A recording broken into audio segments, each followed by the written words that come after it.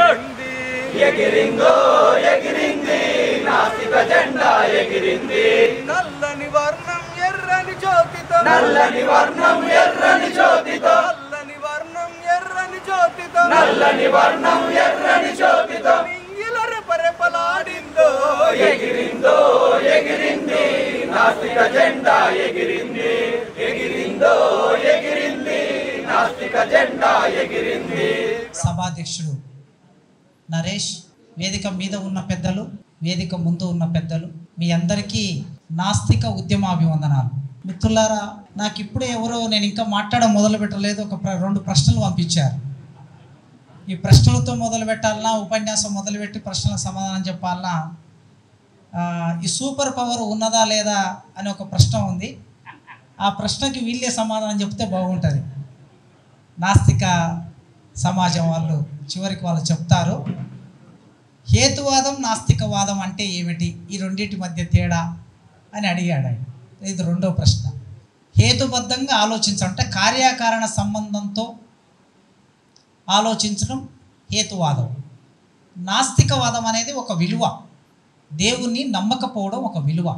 దేవుణ్ణి నమ్మేవాడిది ఒక విలువ, దేవుణ్ణి నమ్మకపోవడం ఒక విలువ. కనుక హేతువాదం అనేది హేతుకు సంబంధించిన సైన్స్. నాస్తికత్వం అనేది ఒక ఆలోచన ధోరణి. ఈ రెండింటి మధ్య మౌలికంగా ఉన్న తేడా అదే.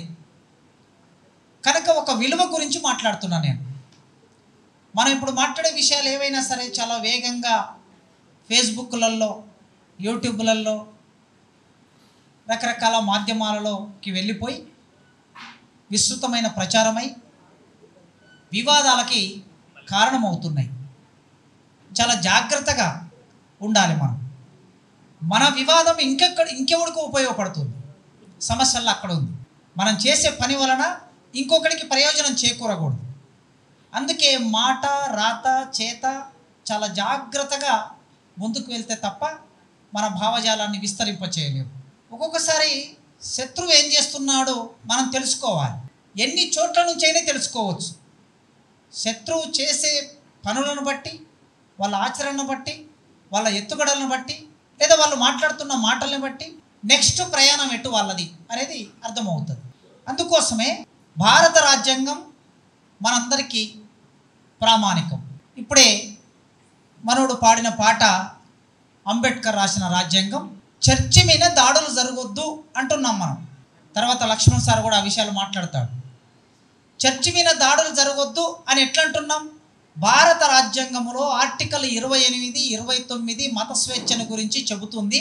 ఎవరైనా ఈ దేశంలో పుట్టిన వాళ్ళందరూ ఆ రాజ్యాంగం ప్రకారం వారి వారి మత విశ్వాసాలను కలిగి ఉండవచ్చు అని రాజ్యాంగం చెప్తుంది అంటున్నాం. ఆ రాజ్యాంగమే చెప్పకపోతే, ఆ రాజ్యాంగమే లేకపోతే ఎట్లా సంభాషిస్తాం అనే ప్రశ్న మన ముందుకు వస్తుంది. రాజ్యాంగం లేనప్పుడు చర్చిని కూలగొడతాను, మసీదును కూలగొడతాను, హేతువాదం లేదా నాస్తికత్వం గురించి మాట్లాడే వాళ్ళ మీద దాడులు చేస్తాం, కేసులు పెడతాం, జైల్లో పెడతాం అని రావచ్చు. అందుకే నేను ఈ సందర్భంగా మన దృష్టిలోకి తెచ్చుకునే విషయం ఏమిటంటే, నాస్తికత్వం అనేది భారత రాజ్యాంగం ప్రకారం ఒక విలువ, ఒక ఆలోచన, ఒక సిద్ధాంతం. భారత రాజ్యాంగంలో దేవుని నమ్మేవాడికి ఎంత స్వేచ్ఛ ఉందో, దేవుని నమ్మకుండా ఉండే వాళ్ళకు కూడా అంతే స్వేచ్ఛ ఉంది. భారత రాజ్యాంగం ప్రకారం ఓటు వేసేవాడికి ఎంత స్వేచ్ఛ ఉందో, ఓటు వేయకుండా ఉండేవాడికి కూడా అంతే స్వేచ్ఛ ఉంది. నీవు ఓటు వేయలేదు కనుక, ఒకవేళ ఓటు వేయకపోతే తప్పు అని ఉంటే మన భారతదేశంలో 100/100 అయ్యేది. పోలింగ్ కావటం లేదు. అంటే ఓటు వేయకుండా ఉండటం, ఇంకా అవసరమైతే నోటాకు వేయటం అనే ఒక భావన కూడా ఉంది. అందుకోసమే ఈ దేశం నాకు ఇచ్చిన హక్కు, భారత రాజ్యాంగం నాకు ఇచ్చిన హక్కు. ఏమిటా హక్కు? వేల సంవత్సరాలుగా నడిచొస్తున్న హక్కు అది. అంబేద్కర్ అయినా ఆయన కొత్తగా తీసుకొచ్చి పెట్టింది కాదు. కొన్ని వేల సంవత్సరాలుగా వస్తున్న హక్కును ఆలోచించి భారత రాజ్యాంగంలో పెట్టాడు. రాముడిని ప్రశ్నించిన జాబాలి ఉన్నాడు, రాముని ప్రశ్నించిన శంభుకుడు ఉన్నాడు. వివిధ సందర్భాల్లో చార్వాకులు ఉన్నారు, లోకాయతులు ఉన్నారు, చండాలుడు ఉన్నాడు. ఈ ప్రశ్న పరంపరగా వస్తూ ఉంది. కనాదులు ఉన్నారు, సాంఖ్యాకులు ఉన్నారు, వేల సంవత్సరాలుగా వస్తున్న ప్రశ్నకి లాజికల్ ఎండ్ ఎక్కడికి దొరికింది అంటే భారత రాజ్యాంగం అనేది ఒకటి రూపొందినప్పుడు ఆ భారత రాజ్యాంగం ఈ ప్రశ్నకి కాపల ఉండాలి. అందుకే ఈ ప్రశ్న వేస్తున్నాం మేము ఇక్కడ నిలబడి. భారత నాస్తిక సమాజం 3వ మహాసభలో నిలబడి మేము ఈ ప్రశ్న వేస్తున్నాం. ఏ ప్రశ్న వేస్తున్నామంటే, దేవుని నమ్మే వాళ్ళకి మీకు ఎంత స్వేచ్ఛ ఉందో, మీరు ప్రచారం చేసుకునే స్వేచ్ఛ మీకు ఎంత ఉందో, దేవుని నమ్మకుండా ఉండే స్వేచ్ఛ ఉంది, దేవుడు లేడని చెప్పే స్వేచ్ఛ కూడా మాకుంది. ఆ స్వేచ్ఛను ఆధారం చేసుకొని మాట్లాడుతున్నాం. ప్రజలారా, వివాదాల వరకు లేకపోతే ఇతరత్ర రాజకీయాల వైపు రాజకీయాలు చేయాలనుకుంటే ఇక్కడ కూర్చున్న వాళ్ళందరూ పార్లమెంటరీ పార్టీలలో చేరి రాజకీయాలు చేయొచ్చు. అదేం పెద్ద విషయం కాదు. రాజకీయాలు చేయడం పెద్ద విషయం కాదు. చేస్తున్నారు అందరూ. పార్లమెంట్లో నిలబడి, అసెంబ్లీలో నిలబడి 4 మాటలు ఒక అరగంట సేపు మాట్లాడలేని వాళ్ళు రాజకీయాలు చేస్తున్నారు కదా. మరి ఇంతసేపు ఇంత అనర్గళంగా మాట్లాడగలిగిన వాళ్ళు మనం ఎందుకు చేయలేము? రాజకీయాలు చేయొచ్చు. కానీ మనం ఒక విలువ కోసం వచ్చాం, ఒక విలువ కోసం ప్రయాణం చేస్తున్నాం. ఆ విలువ 14 సంవత్సరాల వయసులో నేను ఏర్పాటు చేసుకున్నాను. 14 సంవత్సరాల ముందు వరకు నేను దేవుని నమ్మాను. 9th క్లాస్ వరకు నేను దేవుని నమ్మాను. గోటీలు ఆట ఆడితే దేవుడా నాకు 10 కోటీలు వస్తే నీకు 5 కోటీలు లంచం ఇస్తా అని దేవుడికి లంచం ఆశ చూపెట్టి గోటీలు ఆటకు పోయినా. చిత్తుబొత్తు పైసలు ఆట ఆడితే దేవుడా నాకు 20 రూపాయలు వస్తే నీకు 5 రూపాయలు ముడుపు కడతా అని దేవునికి లంచం ఆశ చూపెట్టి చిత్తుబొత్తు ఆటకు పోయినా. అందరి జీవితాల్లో అందరం ఆయా సందర్భాల్లో ఈ భారతదేశంలో పుట్టుకతో ఎవరం కూడా నాస్తికులం కాదు కదా. సమాజంలోకి వచ్చిన తర్వాతనే ఒక విలువ మనకి సంతరించుకుంటాం. ఆ క్రమంలో నేను ఎప్పుడైతే నేను ఎందుకు నాస్తికునయ్యాను అని భగత్ సింగ్ రాసిన పుస్తకం 9th క్లాస్లో ప్రభాకర్ ఆచార్య అని ఒక లైబ్రరీయన్, రవీంద్రనాథ్ ఇంతకుముందు చెప్పాడు కదా, చదవండి అంటే చదివితే ఏం జరుగుతుంది అంటే అద్భుతం జరుగుతుంది. అద్భుతం అనే మాట ఉంది కదా. అద్భుతం అంటే ఏమీ లేదని అర్థం. నిజానికి ఒక తెలుగు టీచర్గా అద్భుతం అకారం వచ్చి ఇక్కడ చేరితే, ఒక పదానికి ఎప్పుడైనా అకారం వచ్చి చేరితే ఏమీ లేదు. ప్రయోజనము, అప్రయోజనము. ప్రయోజనం అంటే ప్రయోజనం జరుగుతుంది. ఆ వచ్చి చేరింది అనుకోండి, ఒక ఉపసర్గ వచ్చి ఇక్కడ చేరింది అనుకోండి, అక్కడ ఏమీ లేదని అర్థం. కనుక ఇక్కడ భూతానికి వచ్చి అద్భుతం, ఆ వచ్చి చేరింది ఉపసర్గ, అద్భుతమైంది అంటే ఏమీ లేదని అర్థం. నిజానికి భాష కూడా భావజాలాన్ని మోస్తుంది. భాష భావజాలాన్ని తీసుకొస్తుంది. చాలామంది ఎంత అద్భుతంగా ఉంది, ఎంత అద్భుతంగా మాట్లాడాడు, ఎంత అద్భుతంగా రాశాడు, ఎంత అద్భుతంగా జరిగిందంటే ఏమీ లేదని అర్థం అక్కడ. కానీ మనం చాలా గొప్పదని చెప్తూ ఉంటాం. కనుక ప్రభాకరాచారి అనే ఒక లైబ్రరీయన్ భగత్ సింగ్ చిన్న పుస్తకం తెచ్చి ఆ లైబ్రరీలో పెడితే నేను వెళ్ళి చూసి ఆ పుస్తకాన్ని తీసుకొని చదివాను. నేను ఎందుకు నాస్తికునయ్యాను అనేది అందులో ఒక వ్యాసం, అది చదివాను. నిజంగా నా జీవితంలో ఎంత మార్పుకు కారణమైందంటే, నిజమే కదా, చాలా ప్రశ్నలు వేశాడు ఆయన. దేవుడు అంటే దేవుడు బిడ్డలందరూ దేవునికి పుట్టిన బిడ్డలని అంటున్నారు మీరు. ఏ దేవుడైనా సరే, ప్రవక్త, యేసుప్రభు, బ్రహ్మ, విష్ణు, ఇంకెవరైనా వీళ్ళందరికీ మనుషులు పుట్టారు అని అంటున్నారు కదా. మరి పుట్టినప్పుడు ఆ దేవుడు తండ్రి స్థానంలో లేదా తల్లి స్థానంలో ఉంటే బిడ్డలందరూ తల్లికి తండ్రికి సమానము. మరి భారతదేశంలో ఒకరు కుంటి వాళ్ళు, ఒకరు గుడ్డి వాళ్ళు, ఒకరు కాలు లేని వాళ్ళు, ఒకరు చెయ్యి లేని వాళ్ళు, ఒకరు వంటరాని వాళ్ళు, ఒకరు పేదవాళ్ళు, ఒకరు తిండి లేని వాళ్ళు, ఇంతమంది ప్రజలు ఒకరు దుఃఖిస్తూ ఉంటారు, ఒకరు సంతోషంగా ఉంటారు. ఎందుకు ఈ తేడా ఉంది అంటే దేవుడికి ఈ పిల్లలందరూ సమానం కాదా అని అట్లా రాస్తూ, కనుక ఇన్ని వ్యత్యాసాలు ఉన్నాయంటే, ఇన్ని తేడాలు ఉన్నాయంటే దేవుడే లేడు అని ముగించాడు వ్యాసాన్ని. యాజ్ ఏ అన్టచబుల్ బాయ్, నేను అంటరానితనాన్ని అనుభవించిన నేను, మరి దేవుడు ఉంటే నేను అంటరాని వాడిగా ఉండకూడదు కదా, నేను కూడా అందరితో సమానంగా ఉండాలి కదా. ఒకటి ఇట్లా పైనుంచి నీళ్లు పోస్తుంటే ఇట్లా దోషులు బట్టి నీళ్లు తాగే పరిస్థితి నాకు ఎందుకు వచ్చిందని ప్రశ్న నేను వేసుకున్నాను. మా ఊరులో మా ఇల్లు కాకుండా, లేదా మా వాడ కాకుండా, మా మాదిగ వాడ కాకుండా మేము వేరే వాళ్ళ ఇళ్ళకి పోతే ఆడుకుంటూ ఎక్కడో దగ్గర ఆగుతాం బజార్లో. ఆగినప్పుడు దూపైతే అక్క ఇన్ని నీళ్ళు అంటే ఆమె చెంబు తీసుకొచ్చి ఇట్లా పోస్తుంది. అదే అన్టచబుల్ అనే విషయం నాకు తెలియదు. అప్పుడు పైనుంచి పోస్తే దోషులు బట్టి తాగడమే తెలుసు మాకు. అట్లే తాగాము. బావి దగ్గరికి పోతాం నీళ్ళ కోసం బావి దగ్గరికి పోతే వాళ్ళు చేది మాకు పోస్తారు. మీరు అంబేద్కర్ జీవితంలో ఇవన్నీ చూస్తాం ఎప్పుడో 100 సంవత్సరాల కిందట, కానీ 45 ఏళ్ళ వయసున్న నేనే అనుభవించాను భారతదేశంలో. మా ఊర్లో బావి దగ్గరికి పోతే ఒకరు చేది పోయాలి, మేము కుండ పెట్టుకొని నిలబడాలి అక్కడ, వాడు చేది పోసే వరకు నిలబడాలి, మేమెందుకు ముట్టుకోవద్దు అక్కడ? ఇట్లాంటి ప్రశ్నలు వచ్చాయి. వచ్చినప్పుడు భగత్ సింగ్ రాసిందే నిజం. నేను ఎందుకు నాస్తికునయ్యాను అని ఏదైతే రాశాడో అది నా జీవితంలోకి ప్రవేశించింది, ఒక విలువ అది. అట్లని నేను ఎవరైనా దేవుని మొక్కితే మా ఇంట్లో మా అమ్మ నాన్నని మొక్కుతారు. ఇప్పుడు మా అమ్మ నాన్నను మార్చే పని నేనైతే చేయలేను రవీంద్ర అన్నలాగా. రవీంద్ర ప్రశ్న వేశాడు, మా అమ్మ నాన్న వాళ్ళు చేసుకుంటారు, కానీ అందులో నేను ప్రాక్టీస్ చేయలేను. నేను చేయగలిగేదల్లా ఏమిటంటే నా పిల్లలని సాధ్యమైనంత వరకు ఆ యాటిట్యూడ్ వైపు వెళ్లకుండా నేను చేయగలను. ఓకే, ఇప్పటి వరకు నా పిల్లలు నేను ఏదైతే ఎదిగి వచ్చానో, ఏ విలువతోనైతే నేను వచ్చానో, నా పిల్లలు ఆ విలువతో ఉన్నారు. భవిష్యత్తు ఎట్లుంటుందో నేను తేల్చలేను. వచ్చిన వాళ్ళందరూ మా ఇల్లు అంతా చూసి అంత వెతికి ఒక్క దేవుడి బొమ్మ లేరా అని అంటారు. దేవుని బొమ్మ ఎందుకు లేదు? మహాభారతం 18 పర్వాలు ఉన్నాయి, దాని మీద ఉన్నాడు చూసుకోండి అని చెప్తాను నేను. 18 పర్వాల పుస్తకాలు ఉన్నాయి, ఇంత పెద్ద కృష్ణుని బొమ్మ ఉంటుంది కదా. సో అట్లా ఒక విలువను నేను పాటిస్తున్నా, జీవితాంతం పాటిస్తానని మీకు హామీ పడుతున్నా. ఈ విలువని ప్రచారం చేయడం కోసం మనం అందరం ఇక్కడ కూర్చున్నాం. దానికోసం ఒక సంఘమే 50 ఏళ్ళు దాటింది, ఒక సంఘం. ఇది ఎంత గొప్పది! ఒక విలువను ప్రచారం చేయడం కోసం ఒక సంఘం ఏర్పాటు చేసుకొని ఆ సంఘంలో జయగోపాల్ లాంటి వారు మొత్తం జీవితం అంతా దానికోసమే అర్పించి వాళ్ళు అమరులయ్యారు. ఇంకా ఎందరో అమరులై ఉంటారు. దానికి మూలం ఇంకా పెరియార్ రామస్వామి, ఇంకా వెనక్కి వెళ్తే వాళ్ళందరూ కూడా ఒక లెగసీని ఈ దేశంలో పెట్టారు. ఆ సందర్భంగా చార్వాకాయ మీటింగ్కి రావాలనేటప్పుడు ఏం మాట్లాడాలి అని అడిగాను నేను. ఏదైనా టాపిక్ అనుకున్నారా మీరు అంటే, ఇక ఇదే మహాసభలు కదా అన్నాడు. అట్లా కాదయ్యా, 10 మంది వస్తారు, నీవు వేసినావు, చాలా పేర్లు వేసావు, మరి అందరూ ఒకే విషయం మాట్లాడితే ఎట్లా? కలగపులగం అవుతుంది. మరి అంతమంది జనాలు వస్తే ఏదో ఒకటి కొన్ని విషయాలు చర్చించుకోవాలి కదా అన్న. సరే మీరు ఆలోచించండి ఏదని అంటే, నేను చెప్పిన సంస్కృతి గురించి మాట్లాడతా. నేను ఇవాళ ప్రధానంగా మనం ఏ సంస్కృతిలో ఉన్నామో ఆ సంస్కృతి గురించి మాట్లాడతాను అని చెప్పాను. కనుక మీతో నేను ఆలోచించిన కొన్ని ఆలోచనలు మీతో పంచుకుంటాను. సంస్కృతి మన జీవితాన్ని హేతువాదం వైపు ఎట్లా తీసుకెళ్తుంది, నాస్తికత్వం వైపు ఎట్లా తీసుకెళ్తుంది, దేవుడి వైపు ఎట్లా తీసుకొస్తుంది, అసలు దేవుడి వైపు తీసుకెళ్లే సంస్కృతి దేశంలో ఎట్లా అమలవుతున్నది. సంస్కృతికి ఒకటే నిర్వచనం ఉంటుంది, 2 నిర్వచనాలు ఉండవు. కానీ ఈ దేశంలో దోపిడి వర్గాల అగ్రకుల బ్రాహ్మణీయ సంస్కృతి ఒకటి ఉంటుంది.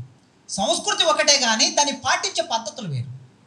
దోపిడి వర్గాల అగ్రకుల బ్రాహ్మణీయ, మీరు చాలా స్పష్టంగా వినండి. నేను దోపిడి వర్గాలు అంటున్నానంటే ఈయనేదో విప్లవ రచయితల సంఘం కనుక మా సభల్లోకి వచ్చిన ఐడియాలజీ చెప్పిపోయాడని అనుకోకండి.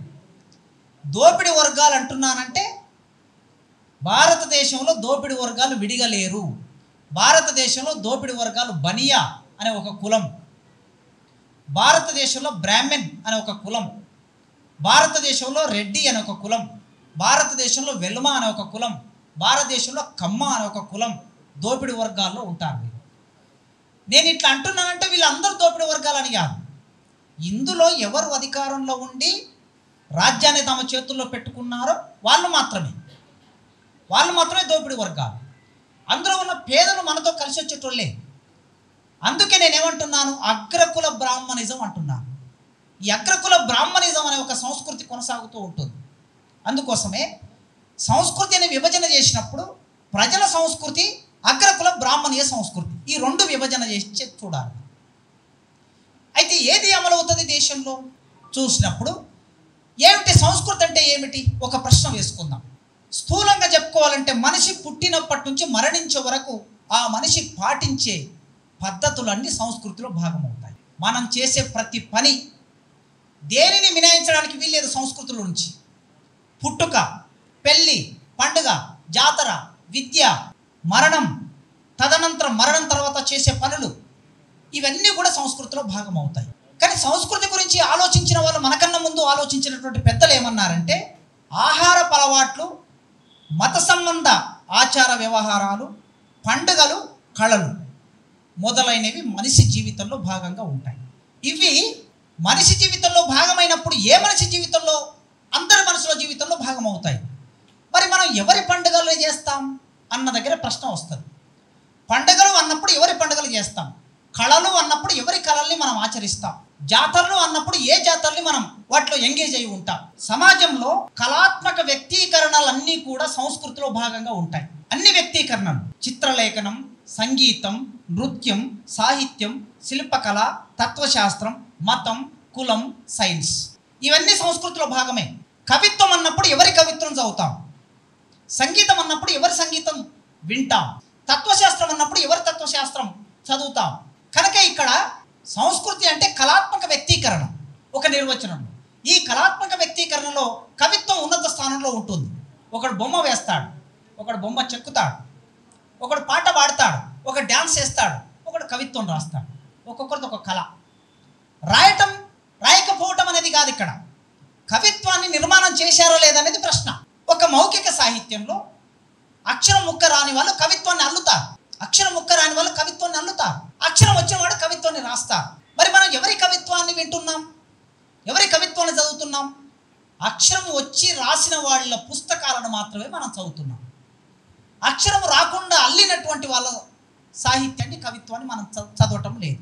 ఏ ఊరే భామ ఎవ్వానిదానా తీరుగనున్నావు దేవిడిలోన అని ఒక అమ్మాయిని చూసి ఒకడు అడిగాడు.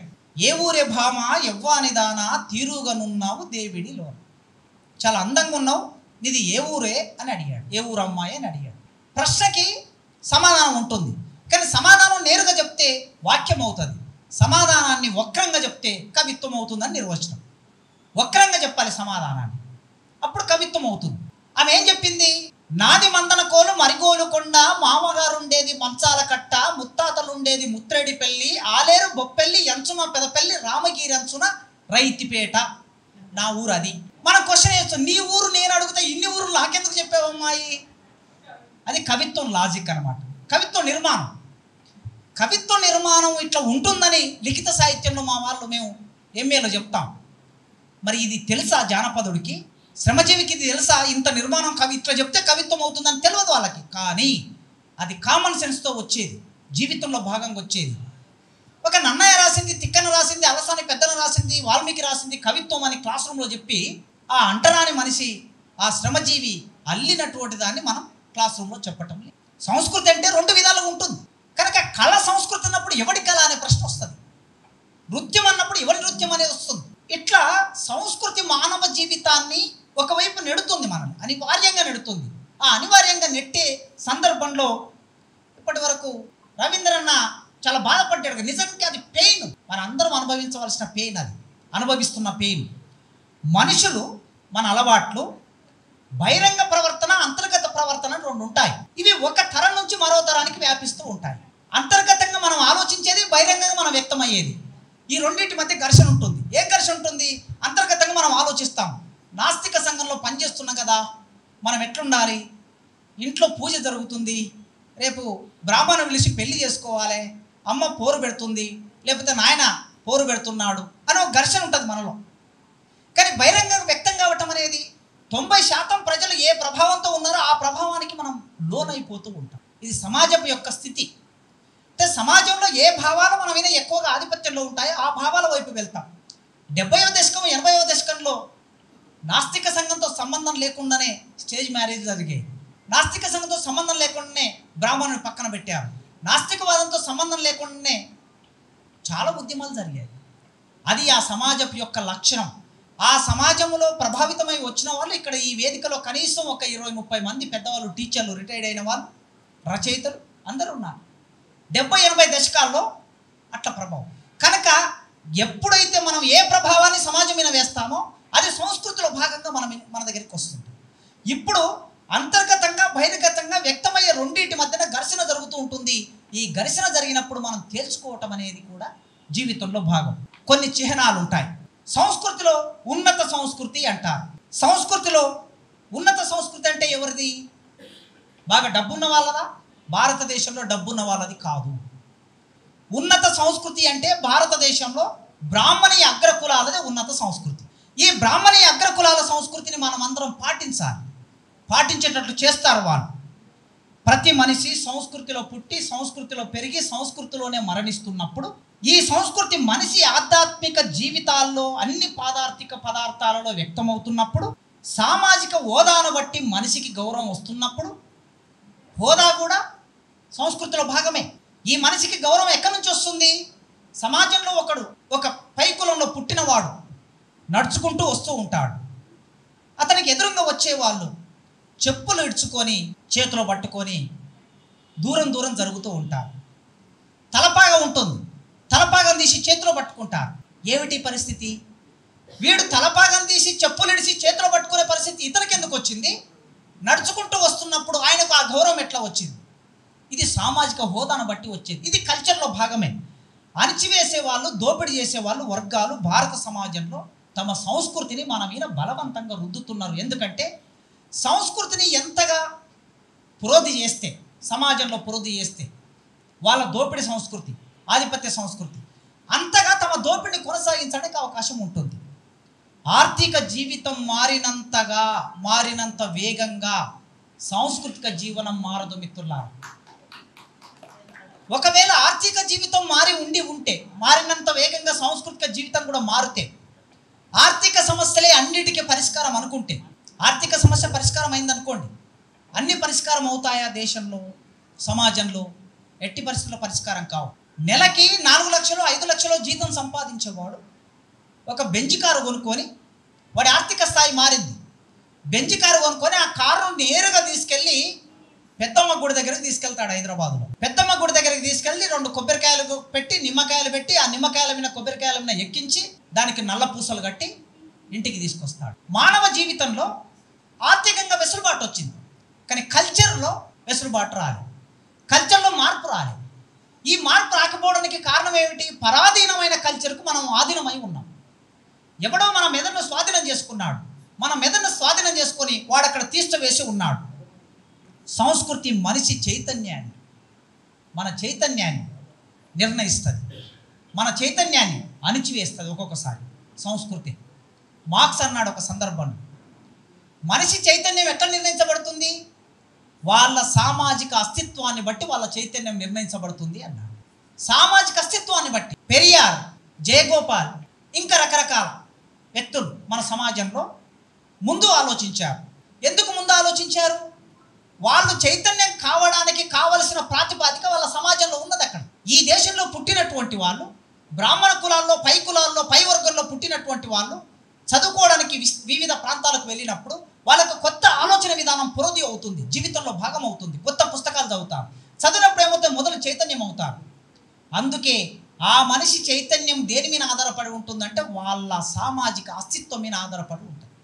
ఈ సామాజిక అస్తిత్వమే భారతదేశంలో కింది వర్గాలు, కింది కులాలు, ఎస్సీలు, ఎస్టీలు, బీసీలు అనే వర్గాలు ఎవరైతే ఉన్నారో, ఈ కులాల వర్గాల మీద ఆధిపత్య సంస్కృతి ప్రభావం వేయటం మూలంగా వాళ్ళు చైతన్యానికి దూరంగా ఉంటున్నారు. ఆ చైతన్యానికి దూరంగా ఉంటున్న వాళ్ళలో ప్రజా సంస్కృతి, పోరాట సంస్కృతి, ఆలోచించే సంస్కృతిని మనం విస్తరింపచేయాలి. అట్లా విస్తరింపచేయడం కోసమే మన ప్రయత్నాల్ని మొదలుపెట్టాలి.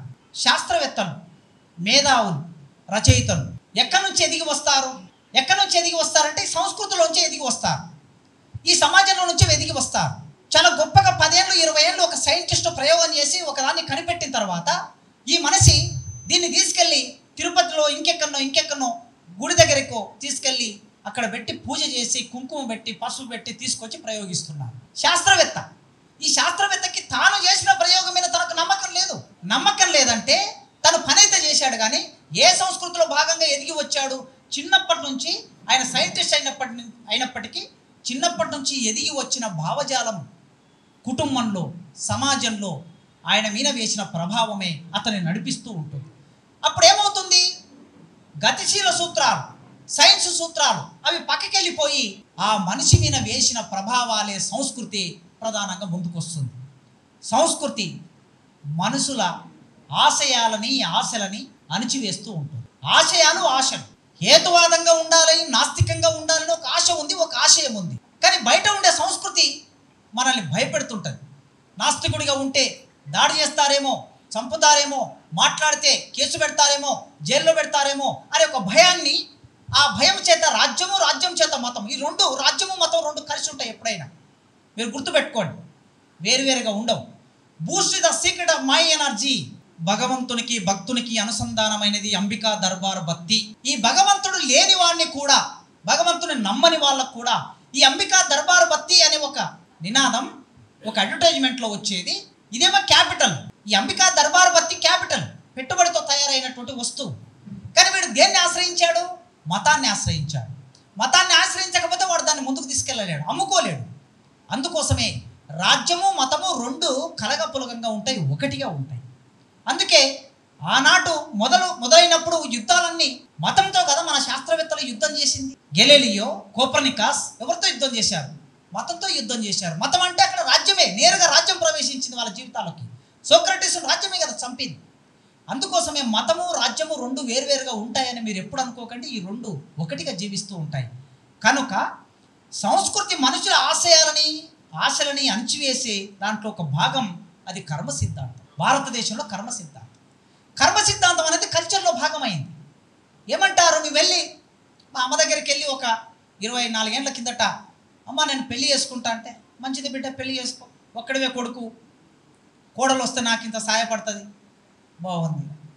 నేను రెడ్డిళ్ళ అమ్మాయిని పెళ్లి చేసుకుంటామ్మా. అదేంది బిడ్డ, రెడ్డిళ్ళ అమ్మాయిని ఎట్లా చేసుకుంటావు? మనుషులు ఎట్లా అవుతారు? సమానం ఎట్లా అవుతారు? ఒకటి ఎట్లా అవుతారు అంటే, మనుషులందరూ సమానమే అమ్మ అంటే, ఈ చూడు ఏళ్ళు చూడు 5 సమానంగా ఉన్నాయా? మనుషులు కూడా సమానం కాదు. ఇది ఎవరు నేర్పాడు మా అమ్మకి? మా అమ్మ బడికి పోయిందా? కాలేజీకి పోయిందా? యూనివర్సిటీకి పోయిందా? మనశాస్త్రం చదువుకున్నదా? చదువుకోలే. మా అమ్మ చదువుకోకుండానే మా అమ్మ మెదడులోకి చాలా జాగ్రత్తగా వాడు ఇన్కల్కులేట్ చేసేసాడు.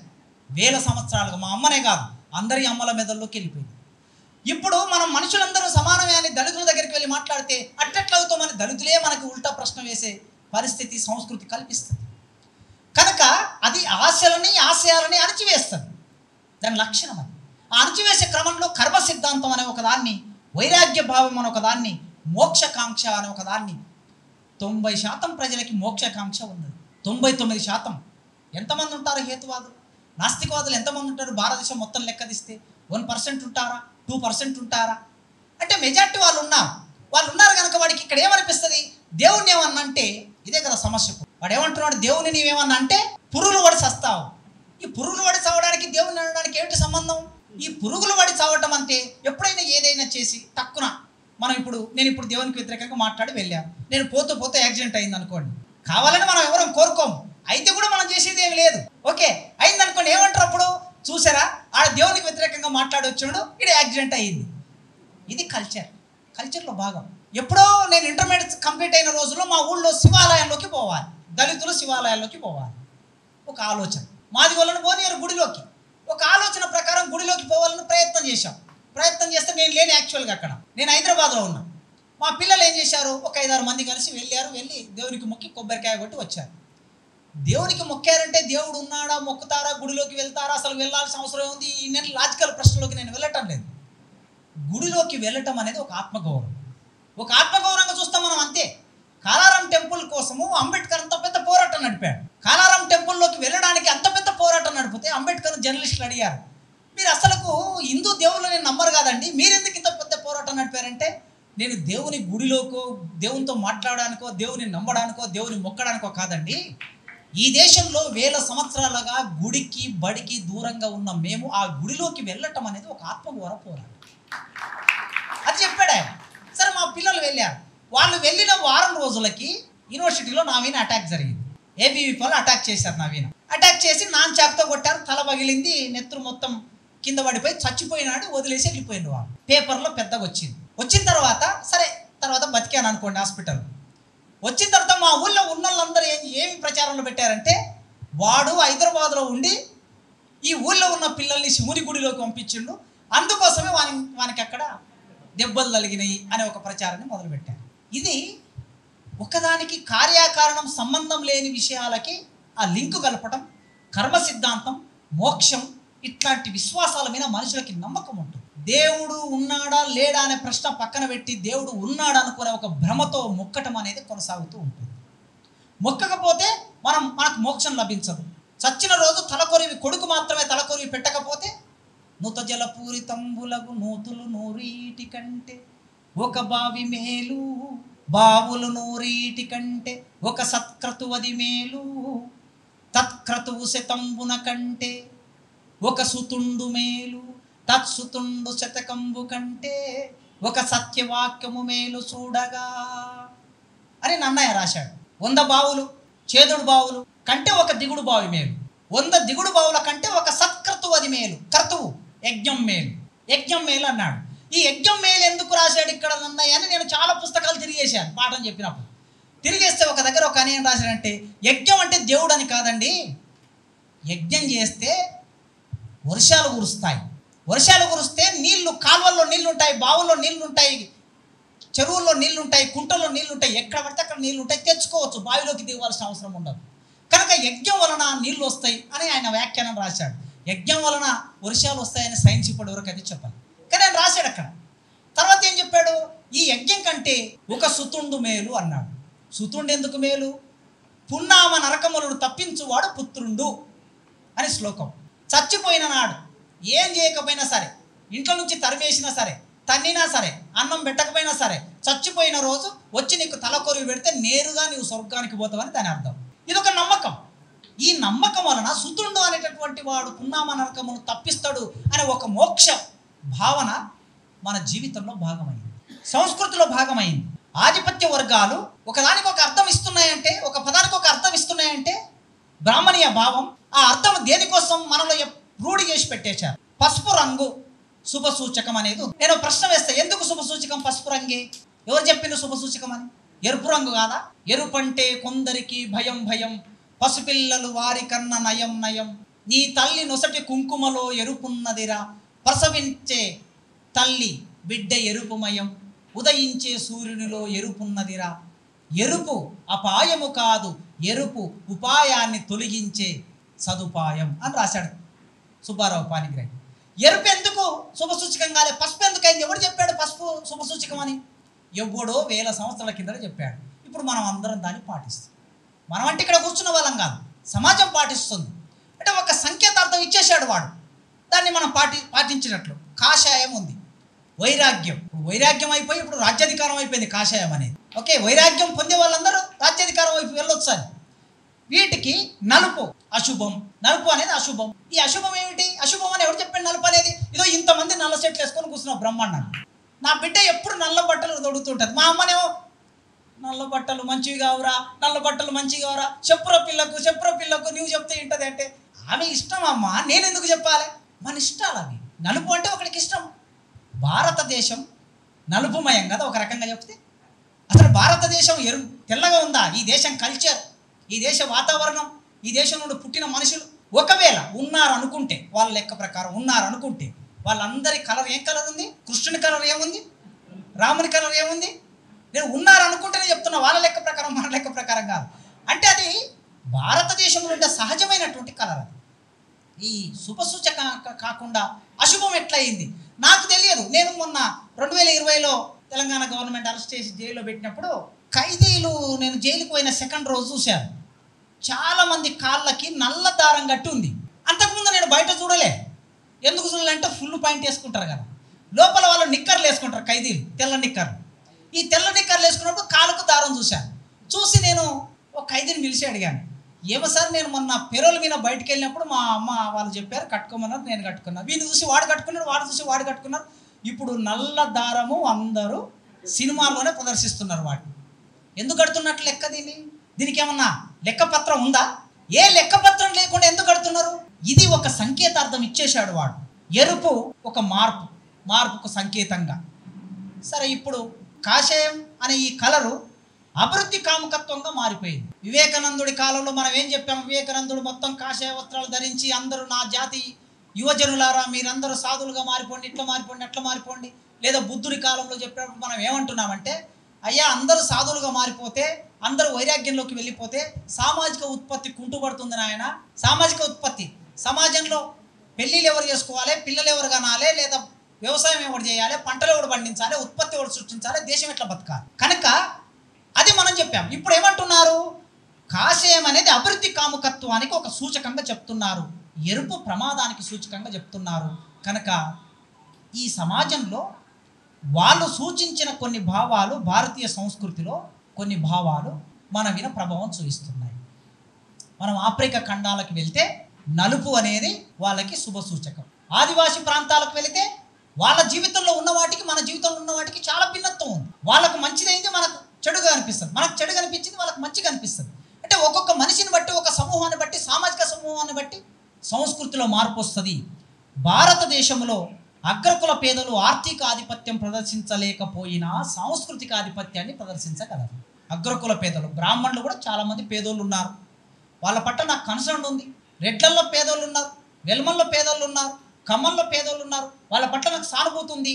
వాళ్ళు ఆ పేదరిక నుంచి బయటికి రావడం కోసం జరిగే పోరాటంలో భాగం కావాలని నేను కోరుకుంటా, వాళ్ళ విముక్తి కోసం జరిగే పోరాటంలో నేను భాగమవుతా, నాకు సానుభూతి ఉంది. కానీ మనకు మాట ఉంది కదా, కూటికి పేదోన్ని అయినా కులానికి పేదోన్ని కాదు అనే మాట ఉంది కదా. కనుక ఆ మాట ప్రకారం చూసినప్పుడు భారతదేశ కల్చర్లో కొన్ని పనులు కొందరు చేయాలని నిర్ణయం జరిగింది. ఈ నిర్ణయం ఎవరు చేశాడు? ఆధిపత్య రాజ్యం, పాలకవర్గాలు చేశాయి. మున్సిపాలిటీలో ఎవరు పనిచేయాలి? ఫలానా కులం వాళ్ళే పనిచేయాలి. ఇప్పుడు ఊళ్ళల్లో ప్రతి ఊరిలో పారిశుద్ధ్య కార్మికులు ఉన్నారు. ఈ పారిశుద్ధ్య కార్మికులు 50 నుంచి 60,000 మంది ఉన్నారు తెలంగాణలో. హైదరాబాద్లో పనిచేసే వాళ్ళు ఇంకో 50,000 మంది ఉంటారు, అంటే 1,00,000 మంది ఉన్నారు.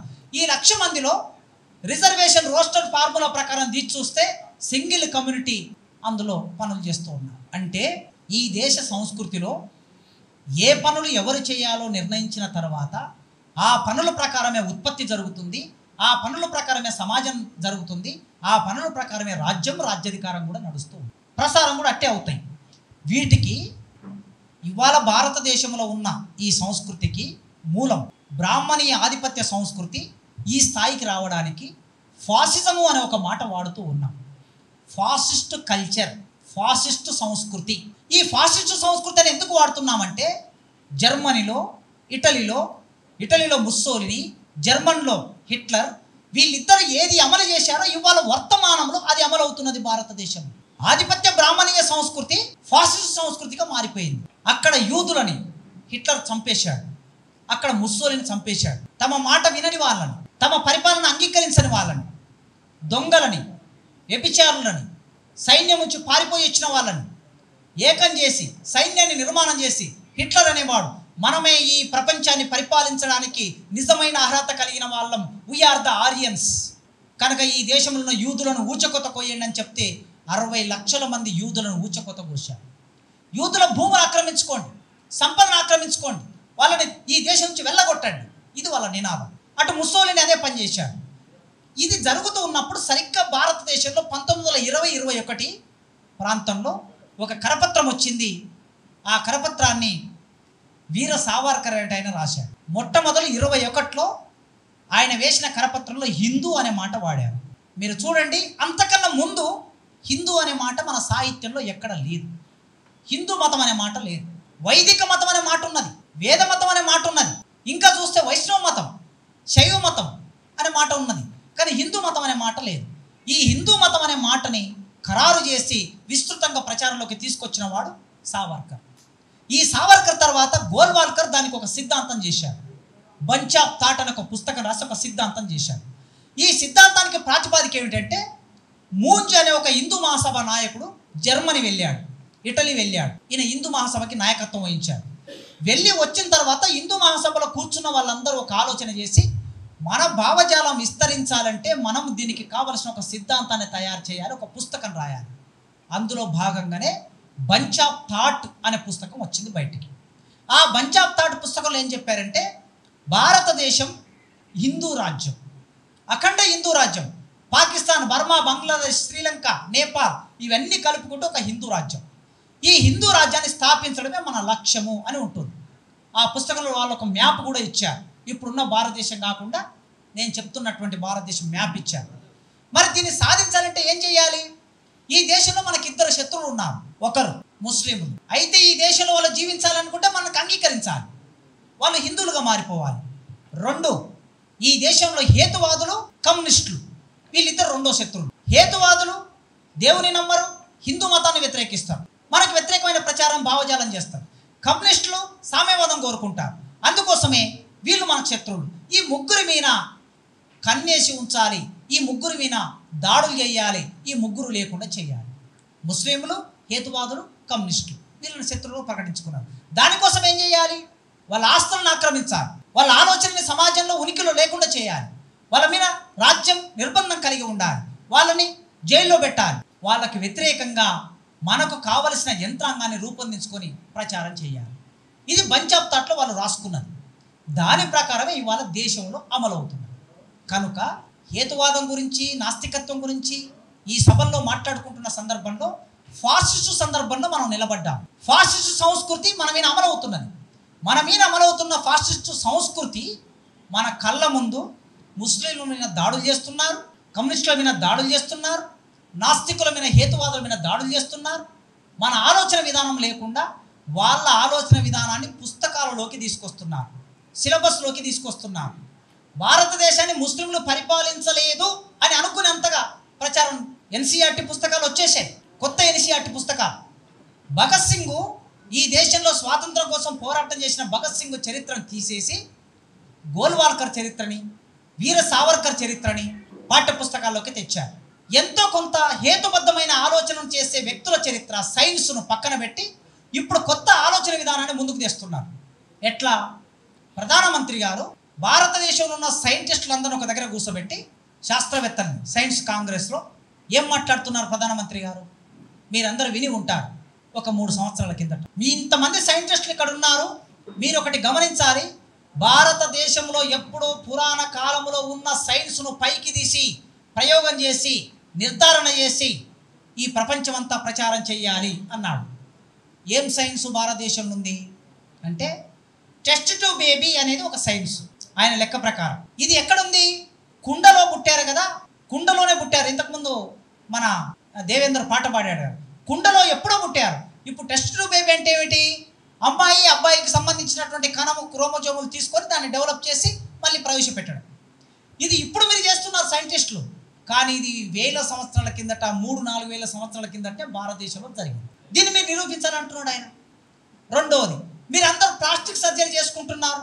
ముఖం బాగాలేకపోతే, ముక్కు బాగాలేకపోతే, చెయ్యి బాగాలేకపోతే ప్లాస్టిక్ సర్జరీ చేస్తారు కదా. ప్లాస్టిక్ సర్జరీ అనేది భారతదేశంలో 1000 సంవత్సరాల కిందటనే ఉంది. ఎట్లా ఉంది అనంటే, వినాయకుని తల తీసేసి ఏనుగు తల తీసుకొచ్చి అతికించాడంటే ఇది ప్లాస్టిక్ సర్జరీ కదా. దీని గురించి మీరు నిర్ధారణ చేయాలి అంటున్నాడు. ఇప్పుడు మామూలు మాట్లాడితే ఒక ఎంపీ, ఒక ఎమ్మెల్యే, ఒక మత పెద్ద, ఆర్ఎస్ఎస్ కార్యకర్త మాట్లాడితే ఏమో అనుకోవచ్చు. మనం ఈ దేశ ప్రధానమంత్రి మాట్లాడుతున్నాడండి. ఇది మన పరిస్థితి. ఇప్పుడు మనం ఎక్కడ నిలబడ్డాము? హిందుత్వ సంస్కృతి ఇది విడిగా లేకుండా హిందుత్వ సంస్కృతి, బ్రాహ్మణీయ సంస్కృతి భారతదేశంలో ఉన్న హేతుబద్ధ ఆలోచన విధానాన్ని దెబ్బతీయడానికి వాళ్ళు అధికారికంగానే ప్రయత్నం చేస్తున్నారు. సిలబస్లోకి వాటిని తీసుకొస్తున్నారు. రామాయణ, భారతం, ఇతిహాసం, పురాణం అవన్నీ సోషల్ స్టడీస్లోకి వస్తాయి. మా అంటే ఇవి ఎక్కడ ఉండాలి? లిటరేచర్లో ఉండాలి, సెకండ్ లాంగ్వేజ్లో ఉండాలి, లేదా నాంటెల్గా ఉండాలి. ఇష్టం వచ్చిన వాళ్ళు చదువుకుంటారు. కానీ ఇప్పుడు సోషల్ స్టడీ అనేది సాంఘిక శాస్త్రం, అదొక శాస్త్రం. ఏదైనా ఒక విషయాన్ని ఖచ్చితంగా, నిర్దిష్టంగా ప్రయోగానికి నిలబెట్టి ఫలితాన్ని రాబట్టే సైన్స్ అది. అట్లాంటి సైన్స్లోకి ఖచ్చితత్వం లేకుండా, నిర్ధారత్వం లేకుండా ప్రయోగానికి నిలబడని విషయాలన్నిటినీ టెక్స్ట్ బుక్లో బోధిస్తే పిల్లల మెదడు మీద మనం ఏ ప్రభావం వేస్తామో వాళ్ళు పెరిగి పెద్దగై అదే ఆలోచనతో ఉంటారు. అందుకే భారతదేశ ముఖ చిత్రం తిరోగమనంలో వెళ్తున్న సందర్భంలో భారత నాస్తిక సమాజం తెలంగాణ రాష్ట్రం 3వ సభలు జరుపుకుంటున్నప్పుడు మనం ఒక ప్రతిజ్ఞ తీసుకోవాలి. ఈ దేశంలో 60% యువజనం ఉన్నారు. ఆలోచించే వాళ్ళ శాతం కూడా పెరిగింది. కింది వర్గాల్లో ఉన్న యువజనులు, ఒకప్పుడు చదువు లేదు. జయగోపాల్ గారు పనిచేస్తున్న రోజుల్లో, పెరియార్ గారు పనిచేస్తున్న రోజుల్లో, తాపి ధర్మారావు గారు రాసిన రోజుల్లో చదువుకోవడానికి వాళ్ళు రాసిన పుస్తకాలను చదవడమే ఒక పెద్ద సవాలుగా ఉన్నది. కానీ ఇవాళ ఎస్సీ, ఎస్టీ, బీసీ వర్గాలు చదువుకున్న పిల్లలు, యువజనులు ఎక్కువగా పెరిగారు.